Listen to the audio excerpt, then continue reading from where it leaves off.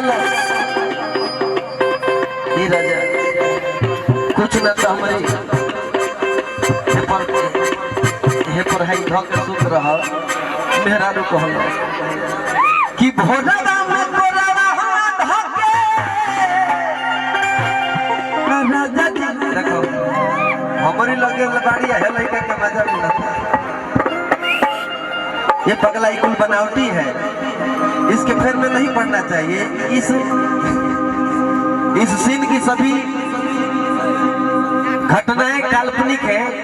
इसका किसी जीवित और मृत व्यक्ति से कोई संयोग नहीं।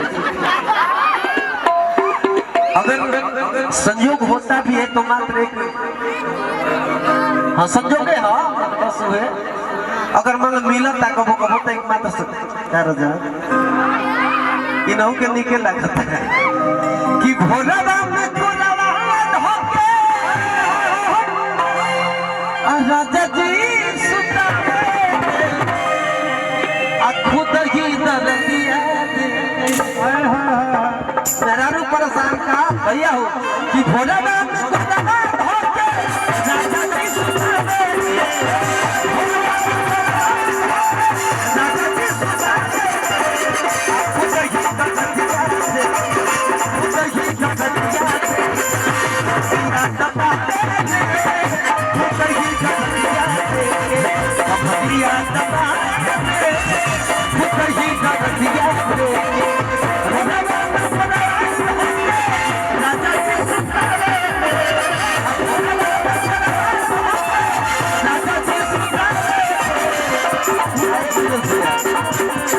आज खुद ही जगत याद खुद ही जगत याद दिया दबा खुद ही जगत याद दिया दबा बहुत मेरे सामने दिनेश भाई जी का बहुत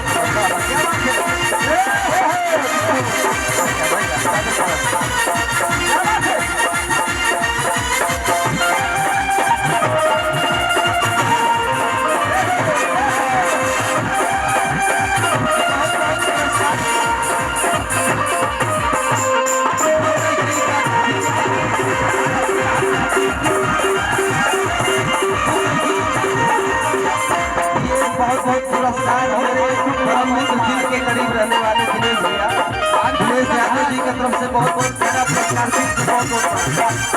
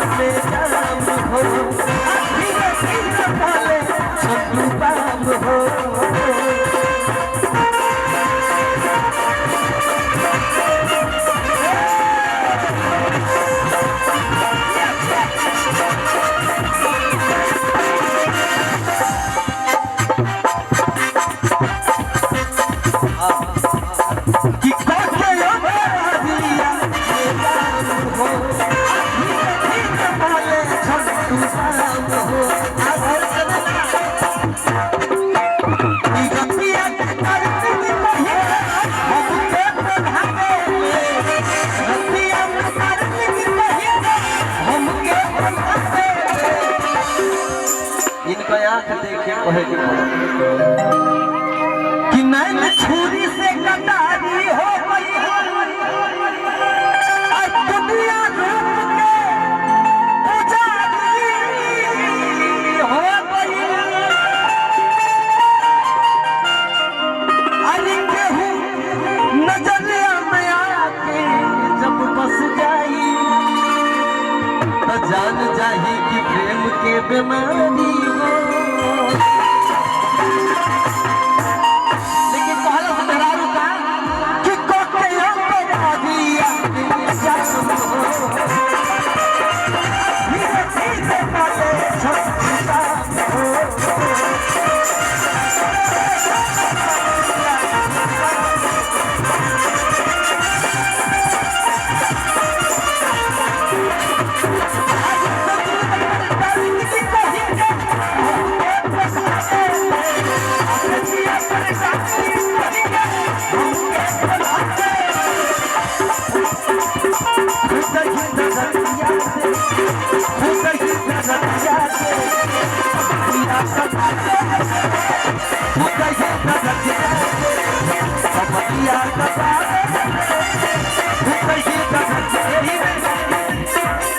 बाबू बड़ा दिक्कत होता भैया, बड़ा पासे सबके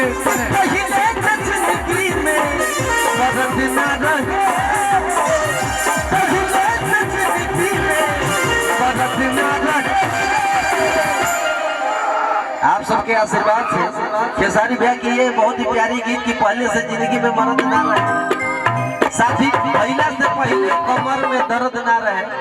इस गीत को मैंने कंपोज किया खेसारी भैया की तमाम कम से कम 50 एल्बम मैंने कंपोज किया है।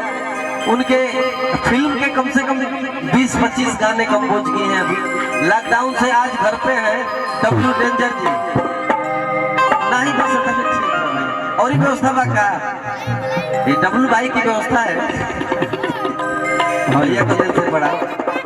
और आपके आशीर्वाद से उनकी एक आने वाली फिल्म राजा हिंदुस्तानी बहुत दिन से अटकी हुई है, जिसमें मैंने अपना गाना पूर्वा बयार भी गाया है।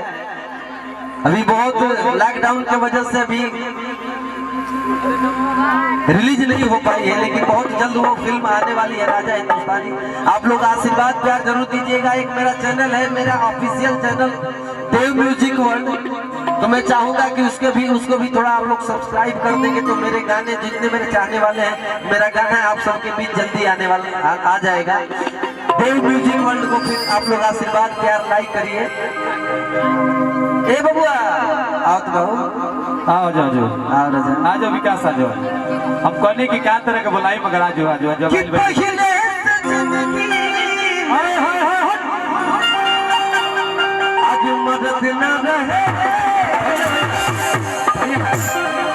ये लोग का पर्चे करते कि बिहार में छोले भात अभियंता जी कमलबाज जी के प्रोग्राम में जाके डांस करे कोनो जवाब ना बाबू जी राजा जी पूरी बात डब्लू भाई क्या करी हम पर जबरदस्ती नहीं के जवाब। अब ऐसे कलाकार लोग थोड़ा सा एडजस्ट कर दो। नहीं ठीक बतन की भर जल्दी ऐसे के ढेर कलाकार बोलो कि पहिले जिंदगी में अब मदद ना रहे हिला के कि शादी भइला से पहिले को मदद ना रहे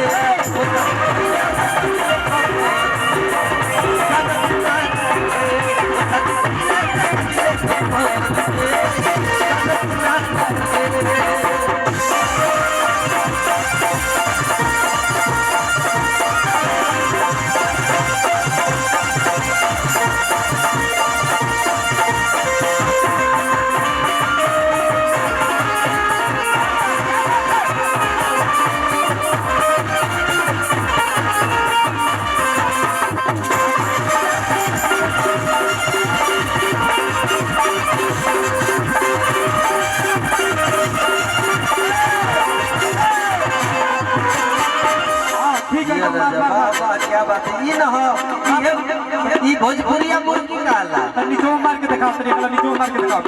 हां आओ के बाद हां कि भोरवा में कोरवा धाके कि राजा जी सुतावे जी राजा लेकिन बच के गोड़ हाथ टूट जाएगी मुर्गी मारे में। आओ के बाद कि भोरवा में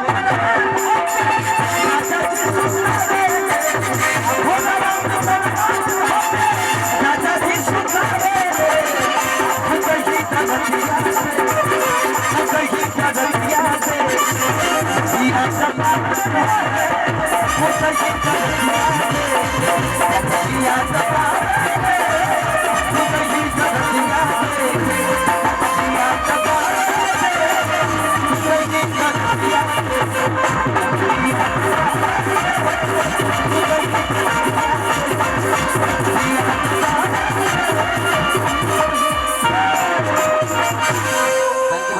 लगा था हमारा हो गया मुखड़ा खाली